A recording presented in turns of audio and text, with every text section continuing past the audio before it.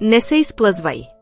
Започни деня с тази силна молитва и ще станеш свидетел на силата на молитвата със собствените си очи. Скъпи небесни Отче, благодаря ти, че поради Твоята благодат и мир винаги си с мен. Предавам този ден в Твоите ръце. Моля те, дари ме с мъдрост и сила. Предавам ти всичките си страхове, тревоги и безпокойства. Макар да не знам какво ще се случи днес, вярвам, че ти си верен. И ще ме преведеш през всяко изпитание. Господи, моля те, дари сърцето ми с мир. И изпрати Твоите ангели да ме закрилят. Ти си моят изкупител, моят добър пастир.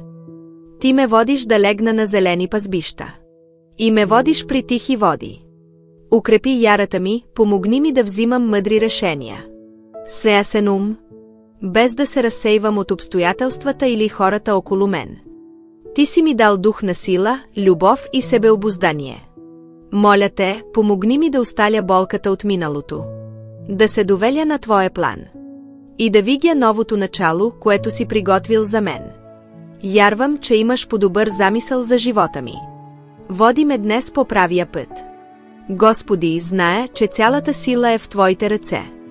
И за това ти повелявам всичко, с което ще се сблъскам днес. Отмахни съмнението и обезсърчението ми. Излей благодатта и милостта си върху мен. Изпълни ме със светия си дух. Дай ми духовни очи и сърце, за да не падна под атаките на врага. Благодаря ти, че чуваш молитвата ми. Благодаря ти, че отговаряш на зова ми. Вярвам, че в името на нашия Господ Исус Христос ще имам победа. Амин. Ако преминаваш през болка, самота или объркване, не мълчи. Бог те вижда и те разбира. Той чака отговора ти на Неговата любов. Напиши амин в коментарите и сподели това послание с любимите си хора. Един твой жест може да промени нечий живот. Искаш ли да се включиш в молитвена и библейска група?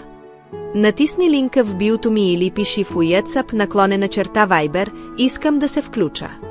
Исус те обича и всичко вече е подготвено за теб. Започни това пътуване на ярата още сега. Амин.